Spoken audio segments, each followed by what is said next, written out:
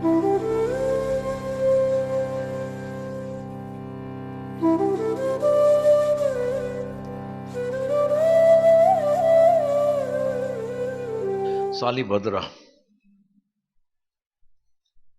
પેલા શાલિભદ્રનો પૂર્વજન્મ અને પછી શાલિભદ્ર થયો અને એના પછી આમ ત્રણેય વસ્તુ આપણે આની અંદર આવશે કે શ્રમણ ભગવાન મહાવીરના સમયમાં રાજગૃહી નગરીમાં શાલિભદ્ર થયા. ગોભદ્ર શ્રેષ્ઠી અને ભદ્રા શેઠાણીના એક પુત્ર હતા. તમે જાણો છો કે પૂર્વજન્મમાં એ ગોવાળ હતા. શાલિભદ્ર જંગલમાં એ ગોવાળ પુત્ર ઘેટા બકરા ચરાવવા જંગલમાં રોજ જતો હતો. ત્યાં એ દરરોજ એક વૃક્ષની નીચે એક મુનિરાજને ધ્યાનથી ઉભેલા યા બેઠેલા જોતો હતો. તો તેમને એ દૂરથી પ્રણામ કરતો હતો. એ બાળકને મુનિરાજ ગમી ગયા. મનથી એ મુનિરાજને પ્રેમ કરતો હતો. એક મહિનો નીકળી ગયો અને એક દિવસે એ ગોવાળ બાળકે એ મુનિરાજને પોતાની ઝૂંપડી આગળથી પસાર થતા જોયા. જોતાની સાથે જ એના રોમ રોમ વિકસ્વર થઈ ગયા. હર્ષથી ઉન્મત્ત જેવો બની ગયો અને તે દોડ્યો અને મુનિરાજને પોતાની ઝૂંપડીમાં લઈ આવ્યો. એ દિવસે એણે રડી અને પોતાની મા પાસે ખાવા માટે ખીર બનાવડાવી હતી. હજુ એણે ખીર ખાધી નહોતી. થાળીમાં પડી હતી. એની માતા પાણી ભરવા કૂવા ઉપર ગઈ હતી. આ બાળકનું ખીર ખૂબ જ પ્રિય ભોજન હતું, પરંતુ એનાથી વધારે પ્રિય મુનિરાજ હતા. આ છોકરાને ખબર ન હતી કે એ દિવસે મુનિરાજને એક માસના ઉપવાસનું પારણું હતું. છોકરાએ પૂર્ણ હર્ષથી, હવે આ જે ઉલ્લાસ હોય ને, આ પ્રમોદ ભાવ એ બહુ મહત્વનો છે કે એ છોકરાને ખીર ખાવી હતી. આમ તો આ કથા જરાક થોડા ફરક આવે બધી કથાઓમાં, પણ એટલા બધા ગરીબ હતા કે ખીર પણ બનાવી ન શકે. અને બીજા લોકોને ત્યાં કોઈ એવો તહેવાર હતો તો ખીર રંધાતી હતી અને બધા લોકો ખીર ખાય અને આનંદ કરતા હશે અને પોતાને ખીર ખાવાની ભાવના થઈ તો મા પાસે એને ખીરની માગણી કરી. તો મા બિચારી હબકી ગઈ કે આવા ગરીબ અવસ્થા હું ખીર આને કઈ રીતે બનાવીને આપું. રડવા લાગી. તો આડોશી પાડોશીઓ ભેગા થઈ ગયા અને બધાએ એનું દુઃખ જોઈ અને એને મદદ કરી. કોઈએ દૂધ આપ્યું, કોઈએ સાકર આપી અને એની માએ ખીર બનાવી.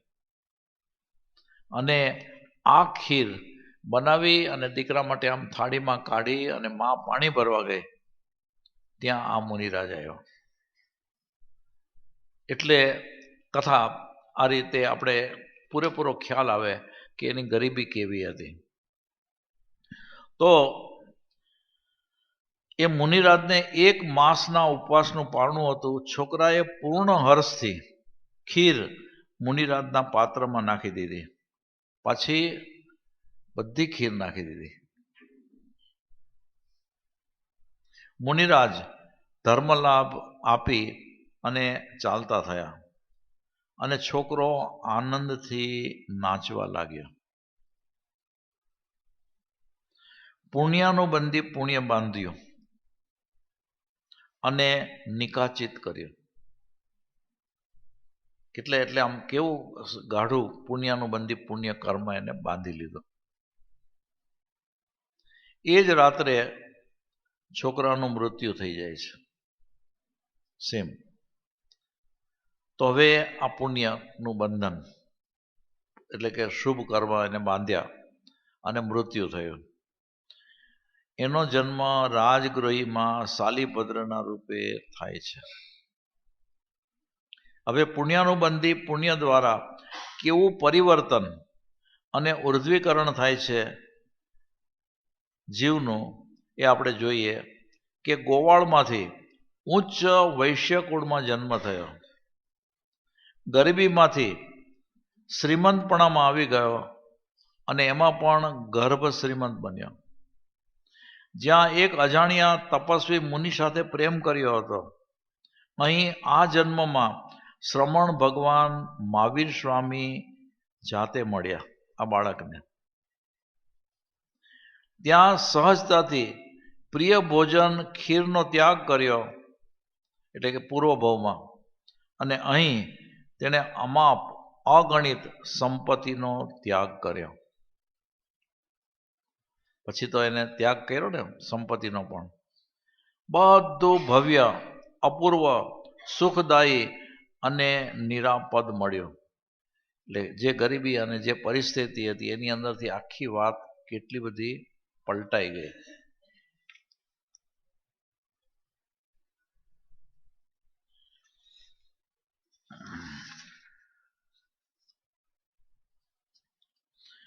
અને એક સામાન્ય નિમિત્ત મળતા આ શલિભદ્ર પ્રેમપૂર્ણ માતાનો ત્યાગ કર્યો. કેમ કે જ્યારે એને સંસાર છોડવાનો સંકલ્પ કર્યો, ભગવાન મહાવીરના સંસર્ગમાં આવ્યો એટલે, તો એની માતા પ્રેમપૂર્ણ કે એને જરા પણ શ્રમ પડે એવું કોઈ કામ ન કરવા દે. અને 32 પ્રેમસભર પત્નીઓનો પણ ત્યાગ કર્યો, ભવ્ય મહાલયનો પરિત્યાગ કર્યો, અમાપ વૈભવ સંપત્તિનો ત્યાગ કર્યો અને ભગવાન મહાવીર સ્વામીના ચરણોમાં જીવન સમર્પિત કર્યું. અતિ ઉગ્ર તપશ્ચર્યાનો માર્ગ ગ્રહણ કર્યો. પાછો ઉગ્ર તપશ્ચર્યા. શરીરની માયા મમતાનો ત્યાગ કર્યો, અનશન સ્વીકાર્યું, તમામ સહજતાથી થયું, નિરપેક્ષ ભાવે થયું. હવે આમ આજે મુદ્દાસર જે એક વાત છે એ એક વાત ઘણું કહી જાય છે સાધકને, કે ત્યાગ. તો એ ત્યાગ એટલે પાછો કેવો ત્યાગ? કે માતાનો ત્યાગ કર્યો, 32 પત્નીઓનો ત્યાગ કર્યો, મહાલયનો ત્યાગ કર્યો, અમાપ વૈભવ સંપત્તિનો ત્યાગ કર્યો. આમ બધો ત્યાગ કર્યો, પણ આ ત્યાગ પાછો કેવો કર્યો? કે દ્રવ્યથી અને ભાવથી. ભાવથી એટલે કે જે પણ વસ્તુ છોડી એ કદી પણ મારી હતી નહીં, છે નહીં અને થવાની નથી, આવા ભાવ સાથે એને ત્યાગ કર્યો. અને ભગવાન મહાવીર સ્વામીના ચરણોમાં જીવન સમર્પિત કર્યું. એટલે આ સમર્પિતતા હવે આવી, ત્યાગ, સમર્પિતતા. અતિ ઉગ્ર તપશ્ચર્યાનો માર્ગ ગ્રહણ કર્યો. હવે અતિ ઉગ્ર તપશ્ચર્યા, આશ્રવ છોડવા છે, સંવર ભાવમાં આવવું છે, નવા કર્મનું બંધન થવા નથી દેવું, અને એના માટે આ ઉગ્ર તપ. અને આ કરતા એને પોતે ધારણ કરેલું જે શરીર છે એ શરીરની માયા મમતાનો પણ ત્યાગ કર્યો. અનશન સ્વીકાર્યું, ઉપવાસ. અને પાછું ખૂબીની વાત એ કે તમામ સહજતાથી થયું, નિરપેક્ષ ભાવે થયું, કોઈ પણ જાતની અપેક્ષા વગર અને સહજતાથી આ બધું થઈ ગયું. પરંતુ જે પુણ્યાનુબંધી પુણ્ય બાંધ્યો હતો, કેમ કે એને ખીર ઓરાવી, અને એ પુણ્યાનુબંધી જે પુણ્ય, અને એ પણ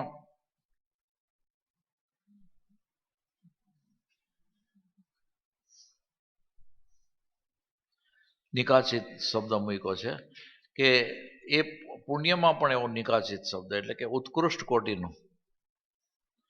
તો પુણ્યાનુબંધી પુણ્ય બાંધ્યું હતું તે પૂર્ણ રૂપે ભોગવવામાં આવ્યું ન હતું. હવે પૂર્ણ રીતે ભોગવવામાં આવ્યું નહોતું, કે જે કર્મ બાંધ્યું એને ભોગવવું તો પડે ને. એ ભોગવ્યા સિવાય આત્મા કર્મ રહિત ન થઈ શકે અને મુક્તિ ન પામી શકે, કેમ કે પુણ્ય કર્મ તો છે જ, અને કર્મ છે એટલે એ ભોગવવા તો પડે છે. એટલા માટે મૃત્યુ પછી તેને સર્વાર્થ સિદ્ધ નામના અનુત્તર દેવલોકમાં જન્મ લેવો પડ્યો, એના પુણ્ય ભોગવવા માટે. સર્વાર્થ સિદ્ધ દેવલોક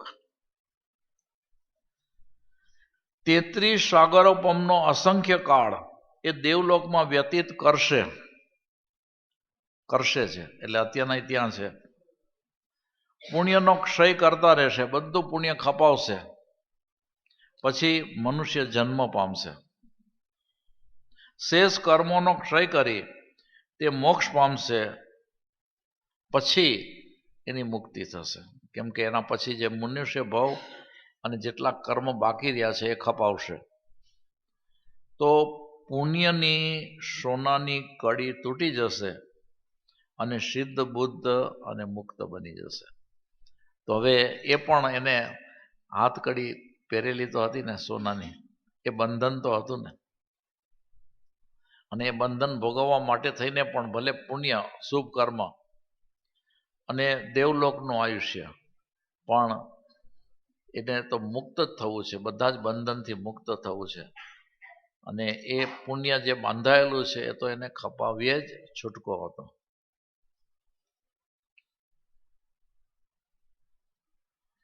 તો બધું જ સહજતાથી થયું, પાછું એને બધું સહજતાથી થાય છે. આ એક એક જે પુણ્ય છે ને, આમ શુભ કર્મ છે ને, એ મદદ તો ખૂબ જ કરે, પણ એ પુણ્યનું બંધી પુણ્ય જોઈએ, એનો અનુબંધ જ પુણ્ય હોવો જોઈએ. તો બધું જ સહજતાથી થયું, ન કોઈ વિઘ્ન, ન કોઈ અંતરાય. પુણ્યાનુબંધી પુણ્યના ઉદયની આ વિશેષતા છે. મળે છે સહજતાથી, અને આવું બધું જે વૈભવ સંપત્તિ મળે છે એ સહજતાથી તો મળે છે, પણ છૂટી જાય છે પણ સહજતાથી.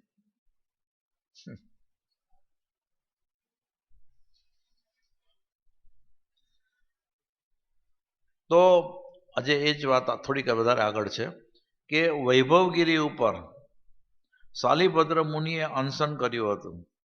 એમની સાથે એમના બનેવી ધનાજી પણ હતા. એ પણ શાલિભદ્ર સાથે જ સાધુ બન્યા હતા. બંને સાથે જ અનશન કર્યું હતું.